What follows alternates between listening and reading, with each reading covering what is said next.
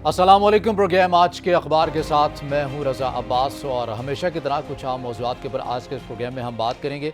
आज दो बड़े अहम मौजू हैं क्योंकि 16 दिसंबर मुमलिकत खुदादाद की तारीख़ बड़ी तारीख रही है। ये दिन हमने देखा कि 16 दिसंबर 1971 हो जब मुल्क जो है वो दो लख्त हो जाता है, 16 दिसंबर 2014 हो तो इस हवाले से हमने देखा कि सानह APS जैसे वाक़यात हो जाते हैं। ये मनासिर बड़े अजीब थे जब हमने देखा कि सानह APS जब वक़ूफ़ पज़ीर हुआ, जिन क्लास रूम्स के अंदर हमने देखा कि सबक की आवाज़ गूंजा करती थी, वहाँ पर गोलियों की थरथराहट और बच्चों की आहो बुका जारी थी।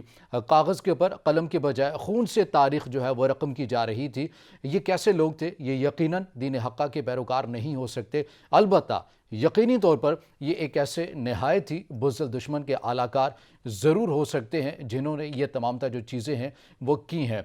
मगर इन तमाम चीज़ों के साथ साथ हमने देखा कि सानह APS जिसे आज 7 साल मुकम्मल हो चुके हैं और सकूत ढाका की अगर बात की जाए तो उसको 50 साल मुकम्मल हो चुके हैं, मगर अब भी कुछ ऐसे बुनियादी सवालात मौजूद हैं जिनका जवाब जो है वो सभी तलाश कर रहे हैं। बुनियादी वो जो खुफिया हाथ जिनका कहा जाता है, बार बार निशानदेही की जाती है कि ये अनासिर थे, ये साजिशें थीं, ये खुफिया हाथ थे, इन्हें बेनकाब होना था मगर ये बेनकाब नहीं हुए। असल ज़िम्मेदारान अभी तक कटहरे में क्यों नहीं आए?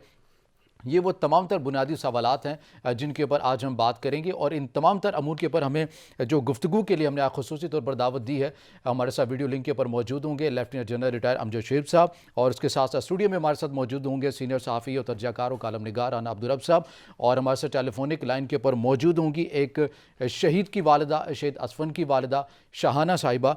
आप तीनों मेहमानों का बहुत शुक्रिया। सबसे पहले जनरल साहब मैं आपसे शुरू करना चाहूँगा। हमने देखा कि यकीनी तौर पर आज का जो दिन है ये बड़ा एक रंज देने वाला है तमाम मिल्लत पाकिस्तान के लिए। आपके इस दिन की मुनासबत से चूँकि दो वजूहात है, एक सकूत ढाका की हवाले से और एक सानह APS के हवाले से, मैं पहले सबसे पहले आपसे तासुरात जानना चाहूँगा, फिर दीगर मुहर्रिकात के हवाले से भी आपसे बात करेंगे। जी बिस्मिल्लाहिर्रहमानिर्रहीम। देखिए, ये दोनों दोनों वाकयात जिनका आपने जिक्र किया, 16 दिसंबर के वाकयात और 16 दिसंबर उस लिहाज से हमारी जिस्म और रूह पे एक बहुत ही घाव गहरा जख्म है। 50 साल गुजर गए मशरकी पाकिस्तान को अलहदा हुए, लेकिन दिलो दिमाग से ये चीज़ महव नहीं हो सकी। हमारी जनरेशन तो लाजमन इसको इसके बारे में सोचती भी है, उठती भी है और एक सोच आती है कि जो रब्बुल आलमीन ने जो कुछ बाकी रखा, जो दिया मगरबी पाकिस्तान, जिसको आज पाकिस्तान हम कहते हैं, जी क्या हमारी जनरेशन उसको भी संभाल सकी अच्छी तरह या नहीं? मुझे लगता है कि हम शायद नाकाम जनरेशन थे और ये दुख इसी तरह लेके जाएंगे। और फिर ये बच्चों का किस्सा हो गया 16 तारीख को 2014 में, तो ये तो इतना दो नाक था कि ये भुलाया नहीं जा सकता। तो बिल्कुल 16 दिसंबर उस लिहाज से हमारे लिए एक सानहे का दिन है, कौमी सानहे का। एक ऐसी स्याह तारीख रकम हुई उस दिन को जो कि भुलाई जा नहीं सकती। अलबत्ता ये जरूर है कि इन चीजों को स्टडी करने से, देखने से, इन पे बात करने से एक तरफ तो आपको कुछ न कुछ उसमें से ऐसे सबक मिलते हैं जो इंसान सीख सके और उसमें अपने हालात, अपने मुल्क के हालात के लिए बेहतरी लाने की कोशिश करे। ये जी जिम्मेदारी कौन निभाएगा, ये हम्म बड़ी सोच की बात है, क्योंकि आज हम्म भी आप अगर अपने मुल्क के हालात देखें तो मसाइल ही मसाइल हैं और उन मसाइल को हल करने में हमारे सियासतदान, हमारे जो दानिश्वर हैं, वो जी मुखलिस और सीरियस नजर नहीं आते। सही ये वो सबसे ज्यादा तकलीफ दह चीज है। और इसी तरह जिस तरह भारत ने इस वतन को दो लख किया और आज मुसलमानों के जहां पे हालात खराब आप भारत में देखें तो क्या उनके साथ बीत रही है, जी उसके बाद भी अगर आपको यहाँ पे कोई ऐसे एलिमेंट नजर आए जो नारा लगाएं इस तरह का जिससे कि वो यूं लगे कि जैसे वो भारत की हमायत में बोल रहे हैं, तो वो भी बड़ी दुख की बात है कि जो मुसलमानों पे वहां बीत रही है वो तो शायद दिन रात ये सोचते हों कि कमा काश उनके आबा अजदाद ने ये फैसला किया होता कि पाकिस्तान चले जाते। जी तो ये वो चीजें हैं जिनको देख के सही इस पे जिक्र करना या बात करना وہ مناسب اسی لیے لگتا ہے کہ آئندہ جنریشن کو کم از کم احساس دلا دے کہ ہم تو ایک ناکام جنریشن ہے، ہم نے وہ کیا ہی نہیں جو کرنا چاہیے. صحیح. تو اچھا. یہ ایک آئندہ جنریشن جو ہے اس کو کم از کم احساس دلانے کے لیے آپ کی کوشش، میری کوشش، اور ہم جو بالکل بات چیت کریں وہ بالکل یہی ٹھیک ہونی ہو گیا. چاہیے کہ ان سے سبق سیکھا جائے اور آج اس ملک کو سنبھالا دیا جائے. بالکل ٹھیک ہو گیا. ہمارے سے ٹیلی فونک لائن کے اوپر موجود ہیں شہید اطفن کی والدہ محترمہ شہانہ صاحبہ. میں ان سے بھی جاننا چاہوں گا کہ بطور ماں ایک شہید کی والدہ یقینی طور پر ایک بڑا رتبہ بھی ہے شہید کی والدہ کہلانا بھی، لیکن گو کہ ایک ماں ہی ہوتی ہے. اولاد کی جو جدائی ہے وہ کافی غمزدہ کر دیتی ہے. اور میں آپ سے جاننا چاہوں گا کہ سانحہ اے پی ایس کو بطور ماں یقینی طور پر آپ کے لیے بھی رنج دینے والا ہے، لیکن پھر بھی یہ سوال کرنا چاہوں گا کہ آپ کیسے دیکھتی ہیں سانحہ کو؟ جی. جی رضا عباس صاحب، آپ نے پوچھا کہ میں بطور ماں میں سانحہ کو کیسے دیکھتی ہوں، تو میں کہوں کہ یہ سانحہ نے تو ہماری پوری زندگی بدل کے رکھ دی. اس لیے کہ ایک ماں کے لیے اس بات کا صرف احساس ہونا کہ اس کا بچہ اس کے پاس نہیں ہے تو بہت تکلیف دہ ہوتا ہے. اور ہمیں تو سانحہ کے بعد ہمارے بچے ہی ہم سے جدا کر دیے گئے. ماں تو اپنے چھوٹے سے جو بچہ بھی اگر اس کا فوت ہو جاتا ہے تو وہ نہیں بھولتا. ہمارے تو پھر بڑے بڑے جوان بیٹے تھے، بہت خوبصورت عمروں کے جوان پیارے بیٹے تھے، اور وہ اس سانحہ میں ہم سے جدا کیے گئے. تو اس سانحہ کو تو میں کہتی ہوں کہ ایک تاریخ ہماری زندگی کا ایک داغ رہے گا، اور ہم شاید جب قبروں میں جائیں گے تو اس کے ساتھ یہ غم ہمارا ختم ہوگا. اس سے پہلے تو ممکن ہی نہیں ہے، اس لیے کہ وہ یادیں ان کی ختم ہی نہیں ہو پا رہی ہیں. مطلب ہم بھی بالکل سنبھال ہی نہیں پا رہے اس چیز کو، ہم بالکل برداشت نہیں کر پا رہے. کہنے کو 7 سال گزر گئے ہیں لیکن ہمارے یہ زخم جو ہے، ہمارے یہ دکھ، بالکل اس کی بھرائی نہیں ہو رہی ہے، اور ہم بالکل بھی سکون نہیں پا رہے ہیں. بس اللہ میاں ہمیں اس چیز کی بہت ہمت دے کہ ہم جو ہے اس پر قابو پائیں. بالکل اللہ ہی صبر دے سکتا ہے. رانا صاحب، یقینی طور پر آپ اس تمام تر چیزوں کے اوپر کیسے دیکھتے ہیں سکوت ڈھاکہ کے حوالے سے اور سانحہ اے پی ایس کے حوالے سے؟ ایک کو 7 سال گزر چکے ہیں، ایک کو 50 سال گزر چکے ہیں. تمام تر چیزوں کے اوپر، ان دونوں اہم واقعات کے اوپر، سانحات کے اوپر آپ کیا کہیں گے؟ اچھا رضا بھائی، اس میں یہ دیکھیں کہ ابھی امجد صاحب، جنرل صاحب یہی بات کر رہے تھے. جی. المیہ ہمارا یہ ہے کہ ہم ناکام، جو ہم نے ابھی تسلیم بھی کیا کہ ہم ناکام ہو چکے ہیں ہر حوالے سے. اس میں جو بنیادی چیزیں نا وہ 2 ہیں. پہلے تو میں سانحہ اے پی ایس کے حوالے سے جب میں پشاور گیا تو میں نے ان ماؤں سے ملاقات کی. جب ملا تو یقین مانیے میں وہ بیان نہیں کر سکتا. ایک ماں نے یہاں تک کہا کہ مجھے اپنے بچے کی شناخت کے لیے اس کے جوتے ملے، میں اس کی شکل تک نہیں دیکھ سکی. پھر 41 ایسے بچے تھے جن جو کہ اپنے والدین کی اکلوتی اولاد تھے. اور پھر مارنے والے کون تھے؟ وہ بھی اپنے آپ کو مسلمان کہہ رہے ہیں. وہ ایک شعر ہے نا کہ ہوا ہے دین میں بندوں کو مارنا جائز، عجیب خلد ہے مائیں رلا کے ملتی ہے. عجیب لوگ ہیں جو مائیں رلا کے وہ خوش ہو رہے ہیں اور وہ سرخرو ہونا چاہ رہے ہیں. ایک تو یہ بات ہو گئی. رہی بات دوسری جو سکوت ڈھاکہ ہوا، یہ دونوں زخم ایسے ہیں جو کبھی پوری زندگی بھرے نہیں جا سکتے، اور یہ پاکستان کی روح پہ ایسے نشانات ہیں جو آنے والے وقتوں میں بھی ان کے نشانات رہیں گے. بہت دکھ کی بات ہے، المیہ کی بات ہے، یہ شدید صدمے کی بات ہے. بہرحال صحیح. اچھا جنرل صاحب، میں آپ سے پوچھنا چاہوں گا کہ سانحہ اے پی ایس ہو یا 1971 کی اگر ہم بات کریں اس حوالے سے بھی، تو کہا یہ جاتا ہے کہ ہمیشہ کہیں نہ کہ ان سازشی عناصر کے پیچھے کوئی نہ کوئی خفیہ ہاتھ یقینی طور پر ہیں، اس سے انکار نہیں کیا جا سکتا، مگر یہ ہمیشہ خفیہ ہاتھ جو ہیں وہ خفیہ ہی رہتے ہیں، یہ عیاں نہیں ہوتے. اور ہم نے دیکھا کہ افواج پاکستان نے اپنے جوانوں کی قربانیاں دی ہیں، اس عوام نے اپنی قربانیاں دی ہیں، لیکن سانحہ اے پی ایس جیسے مرکزی جو کردار ہیں، احسان اللہ احسان جیسے جو کردار ہیں، ان کو افواج پاکستان اتنی قربانیوں کے بعد گرفتار بھی کرتی ہے مگر وہ فرار ہو جاتے ہیں. اور یہ تمام تر جو چیزیں ہیں، یہ پھر کیوں اصل جو ملزمان ہیں ان تمام تر واقعے کو جو خود اون کرتے رہے ہیں اپنی زبان سے، وہ کیوں کیفر کردار تک نہیں پہنچ پاتے؟ دیکھیے، جو سانحہ پشاور اے پی ایس کا واقعہ ہے، جی. اس میں تو تمام لوگ جو کہ ایکچولی ملوث تھے، جنہوں نے پلان کیا، وہ سارے کیفر کردار تک پہنچے.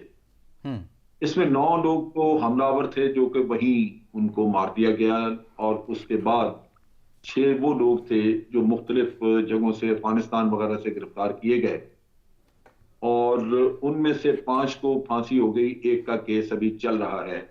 यहाँ सुप्रीम कोर्ट में गालिबन अपील है उसकी, सही। बाकियों को फांसी जा चुकी है। इसके अलावा जो इनके लीडरशिप थे वो मारी जा चुकी है। आपको याद होगा कि मुल्ला फजलुल्लाह और एक वो नारे नाम का आदमी था जिन्होंने प्लान जो इसमें आगे आगे थे वो मारे जा चुके। जहां तक ताल्लुक है एहसानुल्लाह एहसान का, एहसानुल्लाह एहसान ने खुद सरेंडर किया था। वो आया, उसने कहा जी कि मुझसे गलती हुई, लेकिन वो फिर क्योंकि उससे कोई ऐसा वादा नहीं किया गया कि भाई तुमने चूंकि सरेंडर किया लिहाजा तेरी जान बख्शी होगी, वो इस खौफ से फिर रुपोश हुआ चला गया। आ जाएगा, वो भी हाथ आ जाएगा, कोई ऐसी बात नहीं है। दुनिया बासूरत छुपने की जगह मौजूद है, लेकिन उसके बाद आपके भी हाथ लंबे हैं। कोई ऐसी बात नहीं है कि वो कहीं बिल्कुल सारी जिंदगी छुपा रहेगा। सही। तो वो भी हाथ आ जाएगा, लेकिन ये है कि जो जिन जिन लोगों को जो मुलव्वस थे उनको सजाएं दी जा चुकी हैं। अलबत्ता ये जो हमारा अभी बातचीत जब हम कर रहे थे अभी टीटीपी से, तो उस वक्त ये फिर स्कूल वाला किस्सा जो बड़ा उभरा उछाला गया और बात ये हुई कि जनाब जिन लोगों ने ये बच्चे कत्ल किए थे उनसे आप बात क्यों कर रहे हैं। तो वो बातचीत को अफगान तालिबान ने चूंकि रिक्वेस्ट की, उन्होंने कहा जी कि हमने अपने लोगों को माफ कर दिया, आप भी बात करें। बात तो सच है कि जो इतने जालिम क्रिमिनल लोग जिन्होंने इंसानों के सर तन से जुदा किए, बेगुनाह लोगों के, उनको उनसे बात करना, उनको माफ करना, कोई उसमें तुक नजर नहीं आता। लेकिन हुकूमत में बाद लोगों का ये भी ख्याल था कि जनाब अगर ये जंग चलती रहती है तो कल फिर कोई ऐसा वाकया हो जाए खुदा न खास्ता जो जैसे सानिया पेशावर का हुआ, तो फिर कौन जिम्मेदार। तो बेहतर ये है कि इसको कंट्रोल किया जाए। तो इस तरह के मुतदाद किस्म के ख्यालात। लेकिन मेरी अपनी सोच थी कि ये लोग दर हकीकत ये इनका एक कारोबार बन चुका है। ये मर्सनरीज हैं। ये दहशतगर्दी करेंगे तो इनको बाहर से पैसे मिलेंगे, नहीं करेंगे तो ये भूखे मर जाएंगे, इनको पैसा कुछ मिलेगा। ये बड़ा अहम नुकता है। लिहाजा इनका इलाज यही है कि इनके साथ वो सलूक वही किया जाए जो एक मुजरिम के साथ होना चाहिए। अब उसमें अब फौजी अदालतें भी नहीं रही। सिविल अदालतों में से आप देखिए कि लोग छूट जाते हैं। जिन लोगों को सजाए मौत वगैरह दी हुई थी, पेशावर हाई कोर्ट ने 72 लोग एक ही दफा छोड़ दिए। अब ये कि इनके जब आप किसी को बॉर्डर पे या किसी जगह पे आप अरेस्ट करते हैं तो उसके लिए वो गवाह या वो शहादतें नहीं होती जो शहर में कोई जुर्म करता है तो 5 लोगों ने देखा होता है या 10 ने देखा होता है।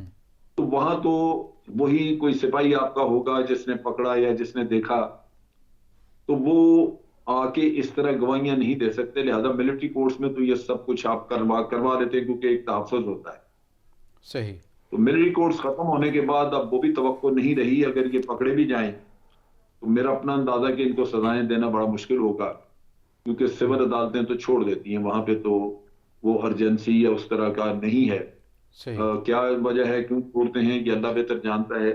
लेकिन हमें यह तजर्बा है कि बेशुमार लोगों को छोड़ दिया गया और बाज पे तो स्टे ऑर्डर लिया हुआ है क्योंकि हुकूमत और आर्मी समझती है कि ये कतन इनको छोड़ना नहीं चाहिए, ये मुजरिम है और बहुत इन्होंने घिनौने काम किए हुए हैं। सही। ये दोनों बड़े अहम नुक्ते जो हैं वो आपने उजागर किए हैं कि ऐसे लोगों को अगर गिरफ्तार कर लिया जाए तो फिर इनको रिहाई भी मिल जाती है और फिर इसके साथ साथ ये जो अनासिर हैं इनके साथ मुज़ाकरात नहीं हो सकते क्योंकि इनकी जो आप ये कह लें कि जो पेट का जो गुजारा है, जो रोटी है, जो फंडिंग के जो मामलात है वो ऐसी कार्रवाइयों से ही जुड़े हुए हैं। ये कार्रवाइयाँ करेंगे तो ही इनको जो पैसे जो फंडिंग वाले मामलात आएंगे। ये बड़े 2 अहम नुक्ते आपने बयान किए। मज़ीद भी इस हवाले से जो है वो सवालात आपके सामने रखेंगे, मगर यहाँ वक्त है नाज़रीन एक ब्रेक का, हमारे साथ रहिए।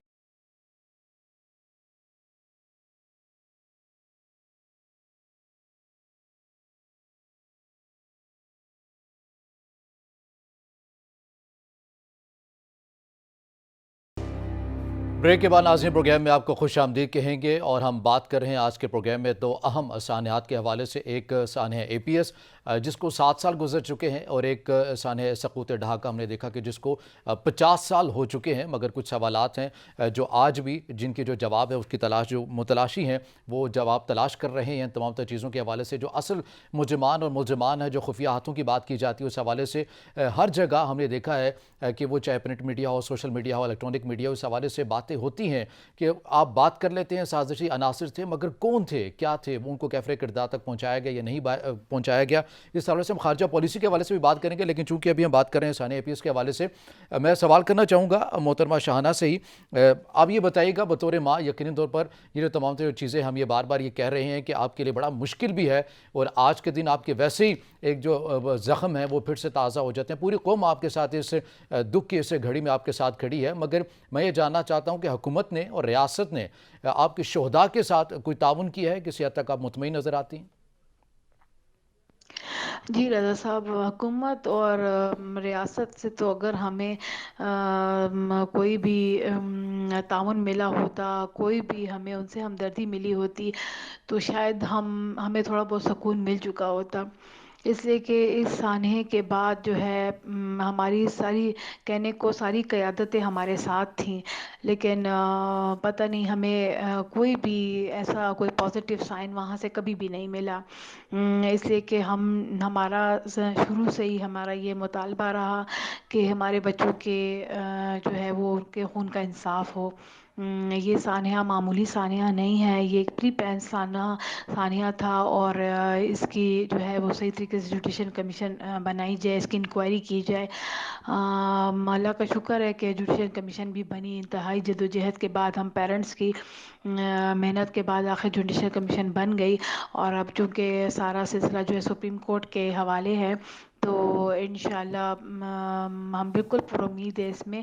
لیکن ہم اپنی ریاستوں سے، ہم اپنی قیادتوں سے بالکل بھی مطمئن نہیں ہیں. نہ ان کا کوئی ہم سے کسی طرح کا کوئی تعاون رہا ہے، نہ انہوں نے ہماری کبھی دلجوئی کی ہے. جب یہ سانحہ ہوا تو اس ٹائم صوبائی طور پر حکومت جو تھی وہ عمران خان کی تھی، تو وہ اسکول آئے بھی تھے دعائے ترغیب کے لیے. لیکن اور انہوں نے کہا بھی تھا یہ کہ میں آپ لوگوں کا وکیل بنوں گا، اور میری حکومت ابھی نہیں ہے پوری وفاق میں، تو میں ابھی آپ لوگوں کے لیے کچھ ایسا نہیں کر سکتا. لیکن میں جب میری حکومت ہو جائے گی، میں وزیر اعظم بنوں گا، تو میں آپ لوگوں کا وکیل بنوں گا، اور میں یہ کیس جو ہے وہ خود آپ لوگوں کا یہ حل کروں گا اور سب کچھ کروں گا. لیکن ایسا کچھ بھی ان کے جو ہمارے ساتھ دعوے کیے اور جو بیانات ہمیں دیے، کچھ بھی انہوں نے سچ کر کے نہیں دکھایا. صحیح، وعدے وہی جو کیے گئے تھے وہ نہیں پورے ہو سکے. رانا صاحب، ہم نے دیکھا کہ جنرل صاحب نے جس طرح دو اہم نکات جو ہیں وہ سامنے رکھے ہیں کہ ایسے جو عناصر ہیں وہ تو مذاکرات ان کے DNA میں بھی نہیں ہے، وہ مذاکرات ان کے ساتھ نہیں کیے جا سکتے. دوسرا، اگر ایسے جو عناصر ہیں وہ گرفتار بھی ہو جائیں تو پھر ان کو اداروں سے ہی، عدالتوں سے ہی رہائی مل جاتی ہے.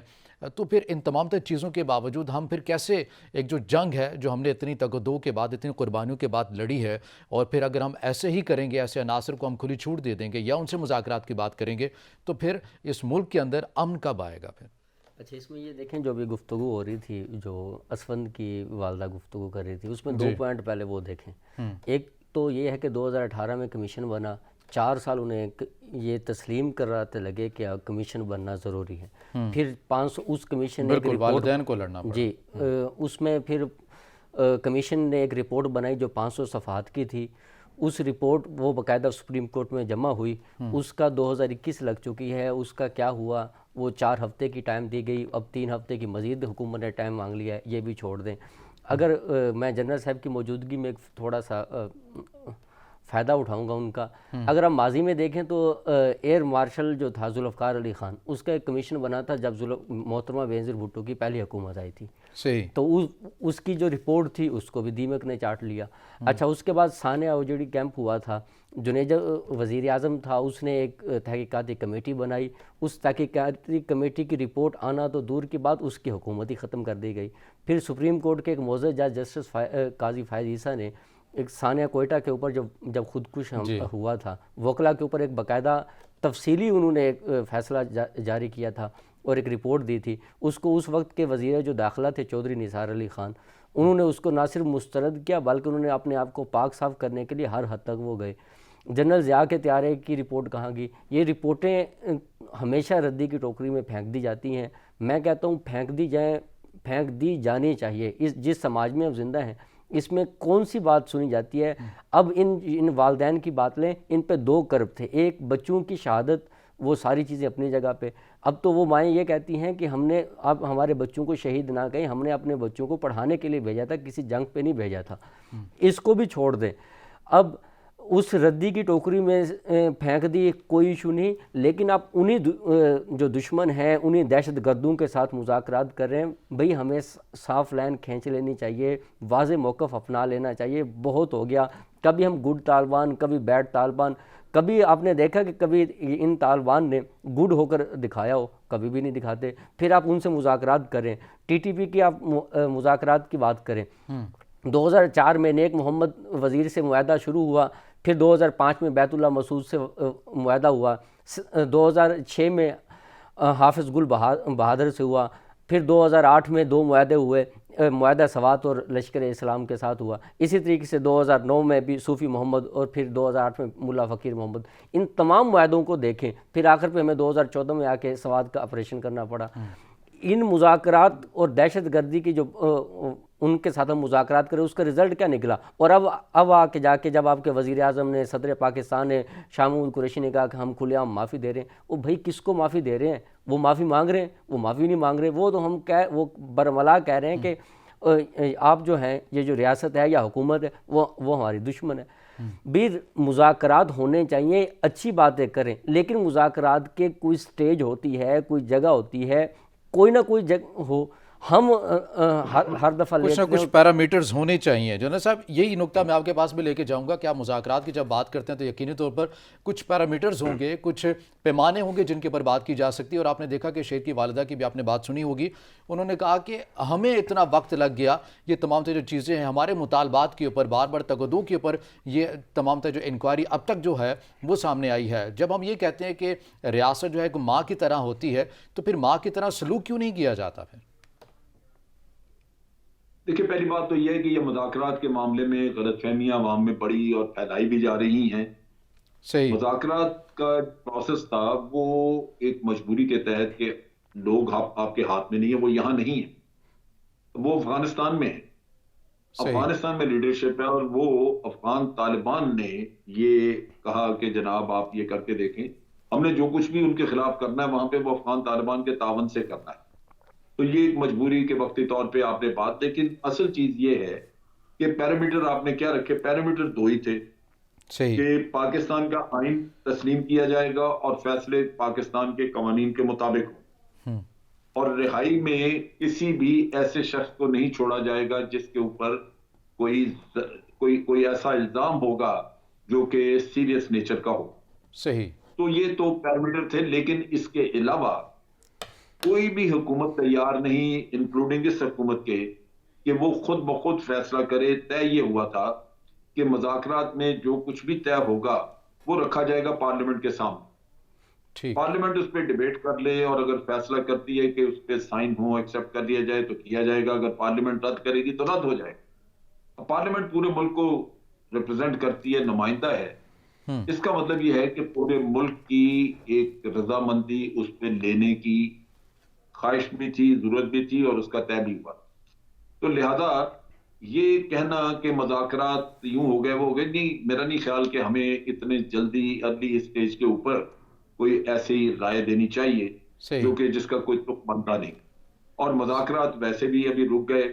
اس کی بنیادی وجہ یہی ہے کہ حکومت پاکستان نے وہ کچھ نہیں کیا جو وہ طالبان کہہ رہے ہیں. اور میری اپنی سوچ یہ کہتی ہے کہ طالبان آپ کے سامنے جو اپنے مطالبات رکھیں گے, پہلی بات تو یہ کہ مجرم کو مطالبات پیش کرنے کا کوئی حق ہے ہی نہیں. وہ تو جرم خود اس نے کیے ہوئے اس کو پتا ہے, اور وہ بھی بہت بڑا جرم ہے کہ 2,500-3,000 لوگ یہ سمجھیں کہ انہوں نے کوئی اپنے ذہن میں سوچ رکھی اور وہ پورے 22 کروڑ لوگوں پہ وہ مسلط کر دی جائے, وہ بھی نہیں ہو سکتا. یہ جو آپ کا آئین ہے یا جو کچھ بھی آپ ایک نظام چلا رہے ہیں, یہ اس کو تو تحفظ حاصل ہے 22 کروڑ لوگوں کا. تو وہ ایک غلط رستے پہ ہیں, مطالبات ان کے ہو نہیں سکتے. لیکن لیٹ سے کہ اگر مطالبات وہ دیتے ہیں کچھ, تو ان مطالبات کو وہ پیش ہی اس طرح کریں گے, ایسے مطالبات آپ کے سامنے لے کے آئیں گے جو آپ کو قابل قبول نہیں ہوں. بالکل. اور اسی پہ آپ کو یعنی یہ جو دوسری بات میں کر رہا تھا, پہلے میں نے کہی کہ وہ چاہتے ہیں کہ دہشت گردی کسی نہ کسی شکل میں جاری رکھی جائے, اور اس سے آپ یوں کہہ لیجئے کہ ان کو پیسہ ملتا رہے، واقعات ہوتے رہے اور پیسہ ملتے رہے، لہذا وہ کہیں گے کہ جناب مطالبات نہیں مانے گئے، لہذا مطالبات نہ ماننے سے مذاکرات ناکام ہوئے تو مجبور ہے. یہ وہ حرکت کرنا چاہیں گے. ہمیں بالآخر طالبان، افغان طالبان کو پکڑنا ہوگا کہ جناب آپ کی سرزمین استعمال ہو رہی. اور افواج پاکستان نے واضح میسج دیا تھا کہ یہ ایک سیاسی عمل ہے بات چیت کا جو حکومت کروا رہی ہے، لیکن افواج پاکستان اسی طرح تیار ہے، وہ لڑتی رہیں گی. اور ہوا بھی یہی ہے کہ اس اسنا میں جو 1 مہینہ جنگ بندی تھی، اس میں جنگ بندی رہی ہے ان لوگوں کے ساتھ جو کہ افغانستان میں تھے، لیکن پاکستان میں مختلف جگہوں پہ جو دہشت گرد چھپے ہوئے تھے ان کو پکڑا گیا اس دوران بھی. تو وہ پروسیس جاری ہے. دوسرا ہے آرمی پبلک اسکول کا قصہ. اب یہ کہ یہ انتہائی تکلیف دہ ایک ایسا واقعہ ہوا جس پہ انسان کو، جس کی بھی اولاد ہے وہ خاص طور پہ، اور جس کے نہیں بھی ہے وہ بھی، انسان ایک ہمدردی کے تحت سوچتا ہے تو اس کو دل رونا شروع کر دیتا ہے، دل پریشان ہو جاتا ہے کہ یہ اتنا بڑا سانحہ تھا. بالکل. لیکن یہ کہ اس ملک میں تقریباً 86,000 کے قریب لوگ مارے گئے. آج اس سے بڑا سانحہ جو مجھے نظر آ رہا ہے وہ یہ ہے کہ جن کے کمانے والے مارے گئے وہ بچے یتیم جو ہیں وہ در در کی ٹھوکریں کھا رہے ہیں. ان بچوں کی تو اسکول بھیجنے کی فیسیں تک بھی نہیں. اور دہشت گردی بھی موجود ہے. اگر کل کوئی اور خدا نہ خواستہ واقعہ ہو جاتا ہے APS جیسا، تو آپ سوچئے کہ قوم کیا جواب دے گی. بالکل. یہ ایک بہت بڑا ایشو ہے. اور جو یتیم بچے جن کا سہارا کوئی نہیں ہے، وہ ان بچوں سے جو دنیا سے چلے گئے وہ تو اپنے ماں باپ کے لیے غم چھوڑ گئے، لیکن یہ ماں باپ پیچھے رہ گئی تو اس کا غم بھی ہے، اور ساتھ ایک نسل تباہ ہوتی نظر آ رہی ہے. میں اس کے علاوہ بھی آپ کو یہ بتاؤں کہ افواج پاکستان میں تقریباً 15,000 کے قریب وہ جوان، وہ لوگ، وہ آفیسرز ہیں جو اس جنگ میں اپنے اعضاء گوا بیٹھے. بالکل. ان کی زندگیاں اگر کوئی دیکھے تو وہ انسان سوچ نہیں سکتا کہ وہ بیچارے کس حال میں. یہ تو افواج پاکستان نے جنہوں نے اپنے ذرائع، اپنے وسائل سے ان لوگوں کو سنبھالا ہوا ہے، ان کی زندگیاں بحال کرنے کے لیے تگودع ہو رہی ہے. حکومت نے تو کوئی پیسہ نہیں دیا ان کے لیے. جی. نہ ہی آپ کے پاس پیسہ ہے کہ آپ ان کی زندگیاں بحال کر سکیں. جو APS کے بچے جن کے جو تھے، وہ بچے تو واپس نہیں آ سکتے. کسی کا بھی کوئی جو دنیا سے چلا گیا وہ واپس نہیں آ سکتا. بالکل. لیکن میرا خیال ہے کہ آج بھی بچوں کے والدین ہونے کی حیثیت سے جو ہمدردی ہماری ان ماں باپ کے ساتھ ہے وہ شاید اور کسی کے ساتھ نہیں ہے. حکومت جو کچھ کر سکتی تھی، فوج جو کچھ کر سکتی تھی وہ کیا. جنہوں نے یہ حملے کیے ان کو تو سزائیں ہو گئی، مارے بھی گئے، سزائیں ہو گئی. اب کس کو مزید پھانسی کس کو دلوانا چاہتے ہیں، یہ سوچنا ہوگا. ٹھیک ہے. مستقبل کے اقدامات کے حوالے سے بھی بات کر لیں گے، اور پھر سکوت ڈھاکہ کے اوپر بھی. جی بالکل ٹھیک ہو گیا، آپ کا نقطہ آ گیا. سکوت ڈھاکہ کے اوپر بھی ناظرین ہم بات کریں گے، مگر یہاں ایک وقت ہوا ہے بریک کا. بریک کے بعد دوبارہ حاضر ہوں گے تو سکوت ڈھاکہ کے اوپر بھی بات کریں گے. ہمارے ساتھ رہیے.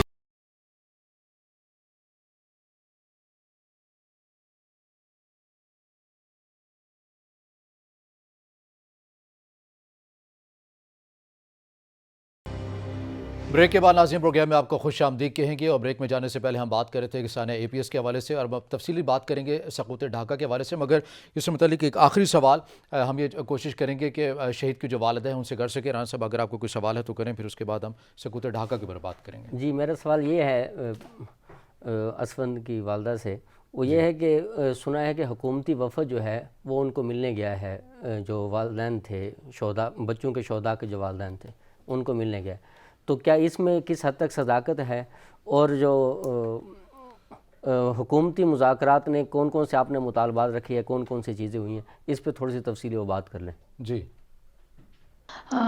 جی رانا صاحب، ایسا ہی ہے. ابھی ہماری عدالتوں میں جو ہے وہ جوڈیشل کمیشن کی رپورٹ کے بعد جو ہے ہماری سنوائی کا سماعتیں لگ رہی ہیں، اور 3-4 سماعتیں اس میں ہو چکی ہیں، جس میں سب سے پہلے جو تھا وہ یہی پوائنٹ آؤٹ کیا گیا کہ چھوٹے پیمانے پہ تو لوگوں کو آپ سزائیں دیتے ہیں، لیکن بڑے پیمانے پر جو ہے وہ لوگ چھوٹ جاتے ہیں. تو یہ ہمارے اس آرڈر شیٹ میں بھی یہ لکھا ہوا ہے، اور ہم نے یہی کہا کہ ان لوگوں کو پوائنٹ آؤٹ کیا جائے. جب ہماری دوسری سماعت ہوئی اس کے بعد تو اس میں جو ہے ہم نے अटॉर्नी जनरल साहब को जिस जस्टिस ने जो ऑर्डर दिया कि आप जो है रिस्पॉन्सिबिलिटीज़ फिक्स करें, तो उसमें फिर हमने कुछ 7 हाई अप्स के नेम भी दिए थे कि जिनके ऊपर जो है वो आप FIR, जस्टिस को हमने रिक्वेस्ट की कि आप इन लोगों पर FIR जो है वो आप इन पे काटे ना। और उसके बाद जो है वो उसके जब ये आखिरी समाअत जब हुई तो अटॉर्नी जनरल को उन्होंने जवाब दिया था कि आप हुकूमत से इस पे बात करें, लेकिन अटॉर्नी जनरल के कोई जवाब जो सेटिस्फैक्ट्री नहीं था, जिस पे बहुत ज़्यादा चीफ जस्टिस बरहम हुए। गुज़श्ता 2-3 दिन पहले जो है वो 3 पार्लियामेंटेरियन लोगों का जो है वो वफ़द जो है वज़ीर आज़म की तरफ से हमसे मिलने आया था, जिसमें उमर अयूब थे, ज़रताज गुल थी और साजिदा बीवी थी। ये 3 जो पार्लियामेंटेरियन आए थे, इन्होंने हमसे बात की और हमने इनको यही वाली बात कही कि हमारा आपसे कोई मुतालबा नहीं है, हम सिर्फ़ और सिर्फ जो है वो जो 7 हाई अप्स के नेम हमने दिए हैं उनका हम जो है वो एहतसाब चाहते हैं, सही उन एहतसाब पे चाहते हैं। FIR। तमाम तर मामले के ऊपर साने APS के हवाले से शोहदा का यही मुतालबा है और यकीन तौर पर पूरी कौम का यही मुतालबा है, जिसके लिए हुकूमत और रियासत अपने तय जो इक़दामात कर सकती है वो कर रही है। जनरल साहब, सकूत ढाका के ऊपर बात करेंगे। इस हवाले से मैं जो सवाल है वो आपकी जानिब ये बढ़ाऊँगा कि सकूत ढाका के हवाले से हमने ये देखा है कि काफ़ी भारत की ज़ेर सरपरस्ती जो तारीख़ जिसने जन्म लिया है, ये जिसको शक्ल जो इख्तियार की गई है, जो पढ़ाई भी जाती है बहुत सारे अपने वो भारत में और बांग्लादेश के अंदर और ऐसे अनासर के अंदर जहाँ पर वहाँ पर उनको तक़वीत भी बड़ी मिलती है कि पाकिस्तानी अफवाज ने बड़ी लाखों ख़वातीन की बेहुरमती की, इतने लाखों नौजवानों को मार दिया गया, बेदर्दी से मार दिया गया। और ये जो तारीख़ है, इस हवाले से आप क्या कहना चाहेंगे, कितनी हकीकत है, कितने फसाने हैं? साथ एक और सवाल भी मैं आपसे ये करना चाहूँगा, जब हमें पता होता है कि ऐसे मुहर्रकात के ऊपर भारत के अंदर हमने बिलखसूस ये देखा है कि ऐसी चीज़ों के ऊपर यानी 1971 के इक़दामात के ऊपर भारत ने इसको ऑन किया है, TTP हो या फिर BLA हो, ऐसी जो तंजीमें हैं उसके पीछे भी भारत हमें नज़र आता है तमाम तर चीज़ों के ऊपर। तो क्यों आलमी सतह के ऊपर हमारी खारजा जो पॉलिसी है वो इस हद तक मौसर नहीं है कि भारत के इन अनासर को हम दुनिया के सामने रख सकें? चूँकि वो तो कोई हमारी मुल्क की अगर कोई छोटी सी मामूली सी भी बात भी हो जो हक़ाइक़ के ऊपर मबनी भी नहीं होती, वो उसको लेकर फैटअप के हवाले से हमारे साथ मज़ीद जो मुश्किलात हैं उससे हम दो चार हो जाते हैं। तो इस हवाले से दोनों सवालात के जवाबात मैं आपसे चाहूँगा। जी देखिए, पहला जो किस्सा है, जो 30 लाख लोग मारे गए, इतनी औरतें उनकी बेहुरमती हुई, जी आप इसका ये देखिए कि जब 1971 का वाकया हुआ तो पाकिस्तान के वो लोग जो वहां मौजूद थे या वो फौज जो कि वहां लड़ी, पहली बात तो ये है कि ये 93,000 जो कैदी हम कहते हैं उसमें कोई 32 से 34,000 फौजी थे, जिनमें पुलिस, आर्मी और एयरफोर्स, नेवी वगैरह के लोग शामिल थे। सही। बाकी तमाम वो लोग थे जो सिविलियन थे, वहां पे मुख्तलिफ महकमों में काम कर रहे थे, क्योंकि डेपुटेशन लोग उधर जाते थे और बैंकों में लोग थे, इंडस्ट्रीज में लोग थे। पाकिस्तान, मगरबी पाकिस्तान के लोगों ने वहां इंडस्ट्रीज लगाई हुई थी, खासतौर पे जूट मिलें थी, आदमजी की थी, उस्मानी की थी, इन लोगों की, तो वहां पे बहुत सारे लोग थे। तो ये ज्यादातर तो आप कह लीजिए कि वो सिविलियंस थे जो बेचारे कॉम्पिटेंट नहीं थे, लड़ने वाले नहीं थे। वो भी चूंकि वापस आना चाहते थे तो वो उनमें शामिल करके उनको वहां पे भारत में कैद रखा।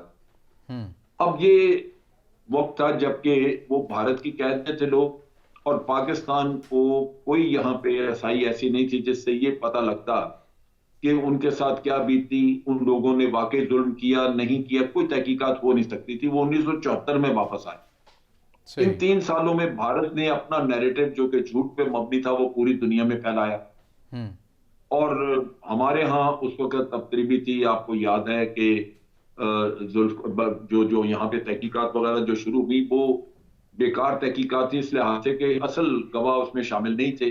और भुट्टो साहब को जब आपने हुकूमत दे दी तो वो नए सिरे से उन्होंने मुल्क को अपना संभाल के ठीक करने की तरफ तो आपकी जो ओरिएंटेशन थी वो किसी और तरफ हो गई। अब जब ये लोग वापस आए तो शुरू में तो नेचुरली एक बदहाली का शिकार थे कि इतना अरसा कैद में, दुश्मन की कैद में रहने के बाद उनको रिहेबिलिटेट करने का प्रोसेस हुआ। बाद में फिर तहकीकात वगैरह शुरू हुई और कमेटियां बनी जिन्होंने रिपोर्टें मुरतब की।